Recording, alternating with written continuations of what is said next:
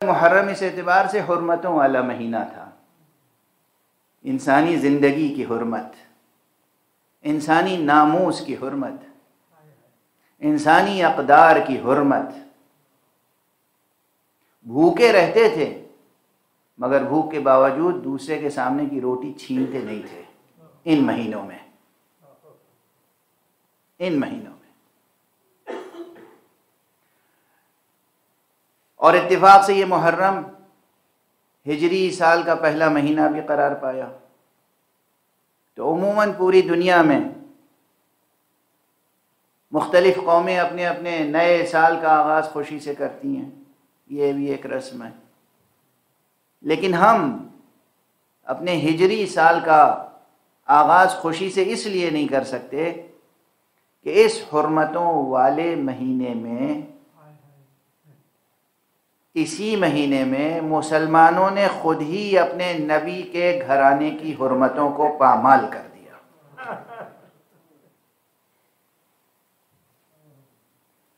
اور یہ صرف ایک گھرانے کی حرمتوں کو پامال کرنا نہیں تھا، یہ جو مسلسل غم و الم ہے یہ اس لیے ہے کہ یہ صرف ایک خانوادے، ایک گھرانے کی حرمتوں کی پامالی نہ تھی، تمام انسانی قدروں کی پامالی تھی، تمام فطرت کے نوامیس کی پامالی تھی، عدل و انصاف کی پامالی تھی، اقدار رحم و کرم کی پامالی تھی۔ اور اس لیے جب تک اس کائنات میں انسانیت جیسی حقیقت باقی ہے اس وقت تک یہ غم انگیز داستان دہرائی جاتی رہے گی، اور انسان اپنے سینوں پر ماتم کرتے رہیں گے، نوحہ گری کرتے رہیں گے، مرثیہ خوانی ہوتی رہے گی، مجلسیں برپا ہوتی رہیں گی، عزاداری ہوتی رہے گی۔ اور یہ عزاداری چونکہ پھر یاد رکھیے گا صرف ایک فرد یا ایک خانوادے کا مسئلہ نہیں ہے، مسئلہ تمام انسانی اقدار کا ہے۔ اسی لیے آپ دیکھیے گا کہ سال بسال جابروں کی طرف سے، طاغوتوں کی طرف سے، سیاسی اقتدار کی طرف سے ہمیشہ جب سے یہ واقعہ ہوا ہے آج تک مختلف انداز سے رکاوٹیں پیدا کی گئیں، پابندیاں لگائی گئیں، عزاداری کو مٹانے کی کوشش کی گئی، لیکن جتنی کوشش کی گئی اتنی ہی عزاداری کو فروغ حاصل ہوتا ہے۔ ہاں، اس عزاداری کے رسوم مختلف ملکوں میں مختلف ہیں، اس میں کوئی بحث کی گنجائش نہیں ہے۔ عراق میں اپنی رسمیں ہیں، ایران میں اپنی رسمیں ہیں، ہندوستان میں اپنی رسمیں ہیں، یورپ میں بعض رسمیں مشترک ہیں، بعض قدریں اور بعض رسمیں مشترک ہیں، بعض ممتاز ہیں۔ ہر معاشرے نے اپنے انداز سے غم منانے، سوگ منانے، غم کے اظہار کرنے اور صاحب غم کو پرسہ دینے کے اپنے اپنے انداز اختیار کیے ہیں۔ اس لیے کچھ چیزیں مشترک ہیں اور کچھ چیزیں وہ ہیں جو ممتاز ہیں، ہر معاشرے میں الگ الگ انداز سے ہیں۔ سب سے پہلے تو زبان ہی، ارے بھائی عربستان میں عربی میں نوحے ہوتے ہیں، ایران میں فارسی میں، ہندوستان میں اردو میں ہوتے ہیں، ہندی میں ہوتے ہیں، لوکل زبانوں میں ہوتے ہیں۔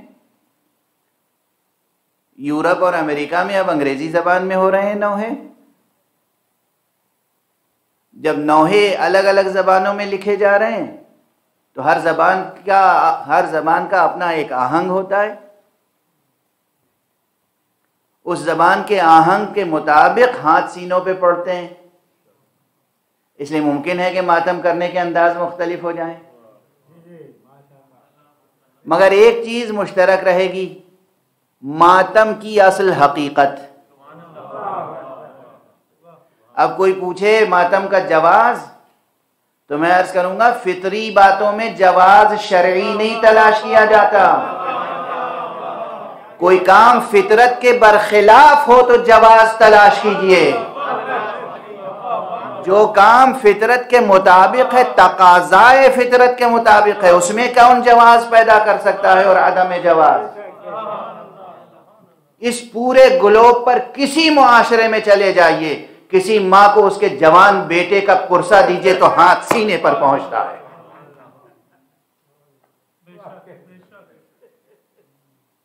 کسی معاشرے میں چلے جائیے،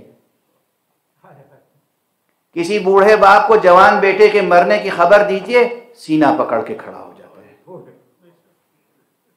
یہ فطری عمل ہے، یہ فطری ری ایکشن ہے، یہ فطرت کا تقاضا ہے۔ جواز وہاں تلاش کیا جاتا ہے جہاں عمل فطرت کے خلاف ہو۔